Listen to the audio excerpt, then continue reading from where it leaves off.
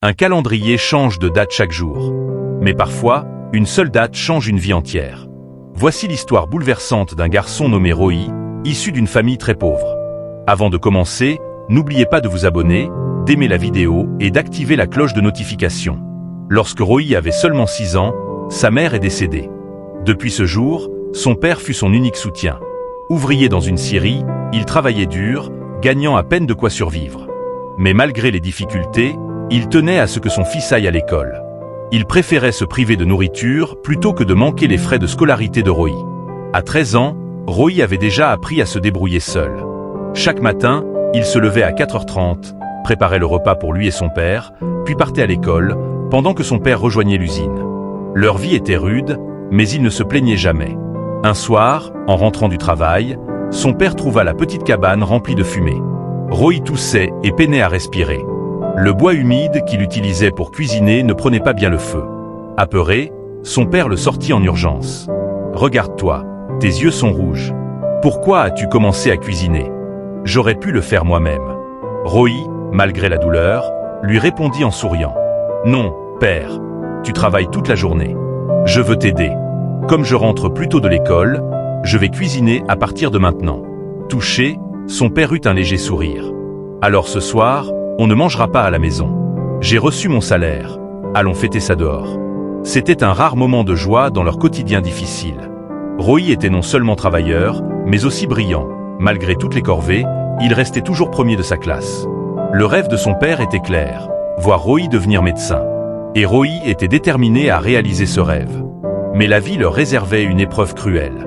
Un jour, à l'usine, un énorme bloc de fer tomba sur les mains de son père. L'accident fut si grave que les médecins durent les amputer. 5 mois plus tard, il rentra à la maison, brisé et désespéré. « D'abord j'ai perdu ta mère, et maintenant mes mains.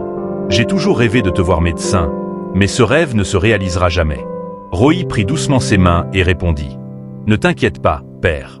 Ton rêve est vivant en moi. Je deviendrai médecin, quoi qu'il m'en coûte. » Dès lors, il prit tout en charge, étudier, aller à l'école et après les cours, vendre de la soupe de maison en maison. L'argent gagné servait à payer ses frais scolaires et à nourrir la famille. Mais parfois, les journées étaient impitoyables. Une semaine entière, personne ne voulut acheter sa soupe. Épuisé, affamé, il arriva au dernier jour d'inscription à l'école sans un centime. Ce soir-là, il tenta une dernière maison. Dans son cœur, il se dit « Si je ne vends pas, je demanderai au moins un peu de nourriture. » Une femme bienveillante ouvrit la porte, vit son visage fatigué et dit « Tu sembles affamé. Bois de l'eau et prends ces biscuits. » Après avoir mangé, elle demanda « Et toi, tu ne vas pas à l'école ?» Roy expliqua « J'ai réussi mon 12 niveau, mais aujourd'hui je n'ai rien vendu. Je n'ai pas l'argent pour payer mon inscription. » Touchée, la femme demanda « Combien te manque-t-il ?»« 5 cents, murmura-t-il. Sans hésiter, elle alla chercher l'argent et le lui tendit. « Tiens, prends ça. Ne perds pas espoir. » Les larmes aux yeux, Roy se prosterna pour la remercier et partit en courant payer ses frais. Des années passèrent. Grâce à son travail acharné et à sa promesse à son père, Roy devint l'un des médecins les plus respectés de sa ville. Roy avait maintenant ouvert sa propre maison de soins. Le bonheur de son père n'avait pas de limite. Un jour, un cas très sérieux arriva à l'hôpital. Le patient était une vieille femme, sans famille, dans la phase terminale d'une grave maladie. Sa langue était presque détruite. Roy réagit immédiatement. « Admettez-la tout de suite. Nous devons la soigner. » Un médecin hésita. « Mais monsieur, son traitement coûtera des millions. Je doute qu'elle puisse le payer. » Roy répondit fermement. « L'argent n'est pas important. La vie, si. Admettez-la immédiatement. » Pendant 2 mois entiers, Roy et son équipe se battirent jour et nuit pour la sauver. Enfin, la femme fut rétablie et prête à rentrer chez elle. Avant son départ, un médecin lui remit une enveloppe en disant « Voici votre facture, madame. » La femme, paniquée, trembla. « Je vais mieux, mais comment pourrais-je payer une telle somme ?» Elle ouvrit l'enveloppe avec appréhension. Mais au lieu d'une facture, elle trouva une simple note. « Ne vous inquiétez pas. Votre traitement a été payé il y a longtemps, avec les 500 roupies que vous aviez données à un petit garçon qui vendait de la soupe. Ce garçon est aujourd'hui médecin, et c'est lui qui vous a sauvé. Il ne pourra jamais rembourser votre gentillesse, mais considérez ce traitement comme un petit cadeau de sa part. » Les yeux de la femme se remplirent de larmes.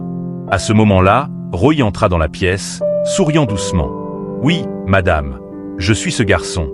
Ce jour-là, vous ne m'avez pas seulement donné de l'argent. Vous m'avez offert un avenir. Grâce à vous, je suis devenu médecin. Aujourd'hui, c'est à mon tour de rendre cette gentillesse. » La vieille femme éclata en sanglots. Pas de tristesse, mais de reconnaissance devant ce miracle de la bonté. Cette histoire nous rappelle une vérité simple. L'amour, le sacrifice et la générosité peuvent accomplir des miracles. La dévotion d'un père, la détermination d'un enfant et l'acte de compassion d'une inconnue ont changé une vie à jamais. Alors souvenez-vous, même les plus petits gestes de gentillesse peuvent façonner un avenir inimaginable. Ne sous-estimez jamais leur pouvoir. Ils peuvent changer le monde. Merci de nous avoir suivis jusqu'à la fin. N'oubliez pas d'aimer cette vidéo, de vous abonner à notre chaîne et d'activer la cloche de notification pour ne rien manquer.